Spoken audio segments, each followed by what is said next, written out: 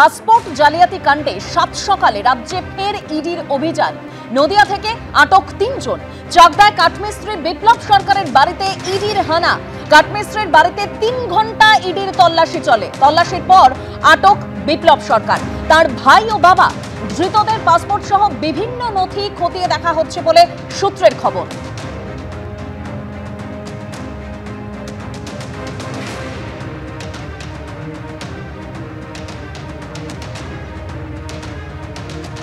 দুই প্রতিনিধি আমার সঙ্গে এই মুহূর্তে রয়েছেন। আনন্দপুরের পাসপোর্ট অফিসের সামনে থেকে অর্ণব মুখোপাধ্যায় রয়েছে, অন্যদিকে সিজিও কমপ্লেক্সের সামনে থেকে ব্রতদেব ভট্টাচার্য রয়েছে। তবে প্রথমেই অর্ণব,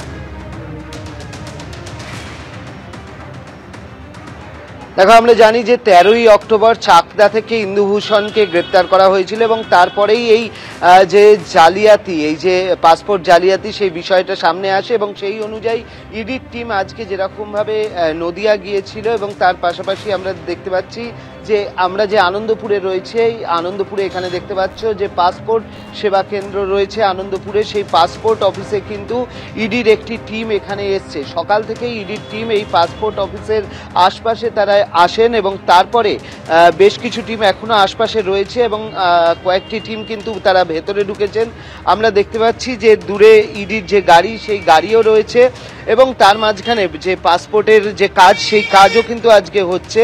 এই মুহূর্তে আমরা দেখতে পাচ্ছি যে ইডির গাড়িও কিন্তু এখানে দাঁড়িয়ে রয়েছে এবং এই পাসপোর্ট সেবা কেন্দ্রের ভেতরে সকালবেলা থেকেই ইডির যে টিম আছে সেই টিম তারা ভেতরে ঢুকেছেন এবং যেটা এখনো জানা যাচ্ছে যে একদিকে যেরকমভাবে নদিয়ায় এই অভিযান চালানো হয়েছিল, সেখান থেকে 3 জনকে সিজিওতে নিয়ে আসা হয়েছে। তার পাশাপাশি এই যে পাসপোর্ট জালিয়াতি, সেই কারণেই কিন্তু এই পাসপোর্ট অফিসে আসা হয়েছে এবং তারা এখানে খতিয়ে দেখছেন সমস্ত কিছু, যে কি এখানে কোনো সূত্র পাওয়া যায় কিনা সেটা তারা দেখার জন্য মূলত তাদের এই অভিযান চলছে।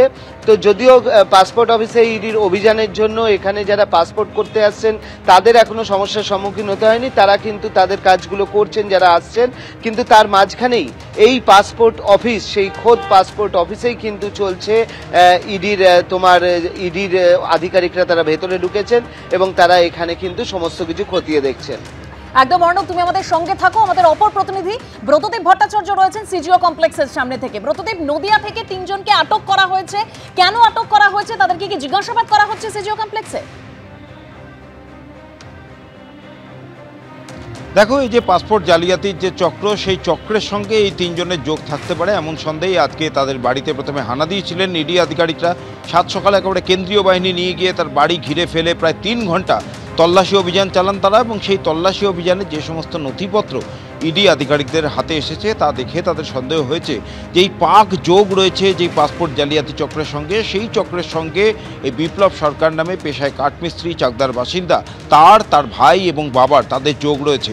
এবং ইন্দুভূষণ হালদার, যাকে 13ই অক্টোবর ইডি আধিকারিকরা এর আগে এই পাসপোর্ট জালিয়াতি চক্রে যোগ থাকার অভিযোগে গ্রেপ্তার করেছিলেন, জিজ্ঞাসাবাদ এবং তদন্তে জানা গেছে যে ইন্দুভূষণ হচ্ছে এই পাসপোর্ট জালিয়াতি চক্রের অন্যতম পাণ্ডা এবং এর সঙ্গে একজন পাক বাসিন্দার অর্থাৎ পাকিস্তানের এক নাগরিকের যোগাযোগ রয়েছে এবং তার সাহায্যেই কিন্তু বিভিন্ন জাল নথি দিয়ে আসল পাসপোর্ট এই ইন্দুভূষণের মতন লোকেরা বের করে নিত এবং তাদের সঙ্গেই কিন্তু এই বিপ্লব সরকার এদের যোগ রয়েছে, এমনটাই ইডি আধিকারিকদের সূত্রে খবর। সে কারণেই বিপ্লব সরকার তার বাবা এবং ভাইকে আজকে চাকদায় 3 ঘন্টা তল্লাশি অভিযান চালানোর পর ইডি আটক করে এবং তারপর তাদেরকে সড়ক পথে নিয়ে চলে আসা হয় সল্টলেকের সিজিও কমপ্লেক্সে।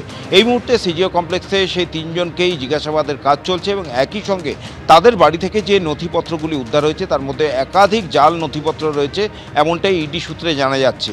এবং এই সমস্ত জাল নথিপত্রগুলো তৈরি করেই কিন্তু আসল পাসপোর্ট তারা বানিয়ে ফেলেছিলেন, এমনটাই ইডি খবর পেয়েছিল এবং তারপরেই কিন্তু তাদের কাছে আটক করে নিয়ে আসা হয়েছে। এবং অন্যদিকে ইডির অন্য দল তারা পাসপোর্ট সেবা কেন্দ্র রয়েছে, মূলত উদ্দেশ্য হচ্ছে এই বিপ্লব এবং তার পরিবারের লোকেদের থেকে যে সমস্ত নথিগুলি উদ্ধার হয়েছে এবং এর আগে ইন্দুভূষণকে গ্রেপ্তার করার পর তার থেকে যে সমস্ত নামগুলি পাওয়া গিয়েছে, কারা কারা তার থেকে নথি পাইছে, সেই সমস্ত বেশ কিছু তথ্য ইডি আধিকারিকরা পেয়েছেন।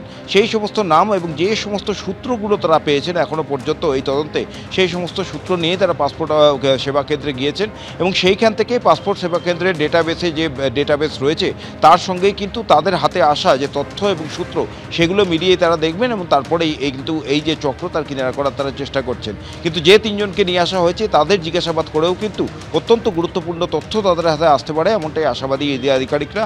তাদের সেই 3 ঘন্টা তল্লাশির পর এখন ম্যারাথন সেই জিজ্ঞাসাবাদ চলছে, এখন দিনভর সেই জিজ্ঞাসাবাদ চলতে পারে এমনটাই ইডি সূত্রে খবর। এটাই দেখার যে বিপ্লব তার বাবা আর তার ভাইয়ের থেকে নতুন কোনো সূত্র ইডি আধিকারিকরা পাচ্ছেন কিনা। দেবস্মিতা, ধন্যবাদ ব্রতদীপ।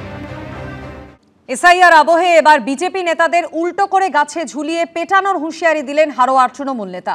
কোনো বৈধ ভোটারের নাম বাদ গেলে ছেড়ে কথা বলা হবে না বলেও হুঙ্কার ছাড়লেন তৃণমূলের পঞ্চায়েত সমিতির সহ সভাপতি।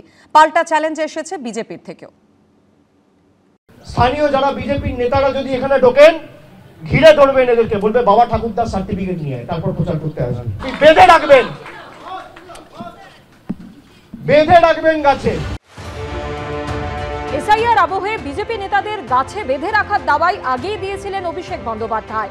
প্রায় একই সুরে গাছে বেঁধে রাখার হুঁশিয়ারি দিয়েছেন বাসন্তীর তৃণমূল বিধায়কও। আমরা কিন্তু তাদেরকে গাছের গায়ে বেঁধে রাখবো। এবার তৃণমূলের শীর্ষ নেতৃত্বে দেখানো পথেই আরও এক কদম এগিয়ে গেলেন হারোয়ার তৃণমূল নেতা। বিজেপি নেতাদের উল্টো করে গাছে ঝুলিয়ে পেটানোর হুঙ্কার ছাড়লেন হারোয়া পঞ্চায়েত সমিতির সহ সভাপতি আব্দুল খালেক মোল্লা। তাকে সিধা করে না, তাকে উল্টো করে গাছে ঝুলিয়ে তাই পেটাবো। মঙ্গলবার থেকে এনুমারেশন ফর্ম নিয়ে বাড়ি বাড়ি যাবেন বুথ লেভেল অফিসাররা। শনিবারই শেষ হয়েছে বিএলওদের চূড়ান্ত প্রশিক্ষণ। তৃণমূল সূত্রে খবর, শুক্রবার দলের 18,000 নেতা ও পদাধিকারীদের নিয়ে ভার্চুয়াল বৈঠকে এমনই নির্দেশ দিয়েছেন অভিষেক বন্দ্যোপাধ্যায়। এরপরে হারোয়ায় বুথ লেভেল এজেন্টদের দায়িত্ব সামলাবেন যারা, শনিবার তাদের নিয়ে একটি বিশেষ সভা করেন হারোয়ার তৃণমূল নেতা আব্দুল খালেক মোল্লা। সেখানে বিজেপি নেতাদের গাছে উল্টো করে ঝুলিয়ে পেটানোর হুমকি দেন হারোয়া পঞ্চায়েত সমিতির সহ সভাপতি। আমাদের ভোটার, বৈধ ভোটারকে যদি বাদ দেয়, আমি আজকে বললাম বিজেপির কোন লিডার যদি এই মোস্তানি করতে আসে, তাকে সিধা করে না, তাকে উল্টো করে গাছে ঝুলিয়ে তাই পেটাবো। এই বৈধ ভোটারকে, ভারতীয় নাগরিক থেকে যারা রোহিঙ্গা বলে তকমা লাগাবে, তাদেরকে আমরা ছেড়ে কথা বলবো না। তৃণমূল নেতার উদ্দেশ্যে পাল্টা হুঙ্কার এসেছে বিজেপি থেকেও। যখন পঞ্চায়েত সমিতির সভাপতি ছিল, 10 থেকে 12,000 ভুয়ো রেশন কার্ড বানিয়ে রেখেছে এই খালেক মোল্লা। ব্যবস্থা হবে, গাছে উল্টো করে কে কাকে বাঁধাবে, কিভাবে ঝোলাবে, আবার বর্ডার কিভাবে উল্টো করে ফেলা হবে, তার জন্য ভারতীয় জনতা পার্টি, সাধারণ মানুষ, হারোয়ার মানুষ প্রস্তুত আছে। পশ্চিমবঙ্গে এসআইআর প্রক্রিয়া শুরু হতেই পাল্লা দিয়ে বাড়ছে তৃণমূল নেতাদের হুঙ্কার। কোনো বৈধ ভোটারের নাম বাদ গেলে কেউ দিচ্ছেন লন্ডভন্ড করে দেবার হুঁশিয়ারি, কেউ রক্তগঙ্গা বইয়ে দেবার কথা বলছেন, কেউ আবার বিএলওদের বেঁধে রাখার দাবাই দিচ্ছেন। কোন তৃণমূল নেতা আবার হুঁশিয়ারি দিয়েছেন ডিটেনশন ক্যাম্প গুড়িয়ে দেবার। এখন প্রশ্ন হলো, এসআইআর এর কাজ শুরু হতে না হতেই যদি এরকম হুমকি হুঁশিয়ারি দিতে থাকেন নেতারা, তাহলে ভোটের সময় কি হবে? সমীরণ পালের রিপোর্ট, এবিপি আনন্দ, উত্তর 24 পরগনা।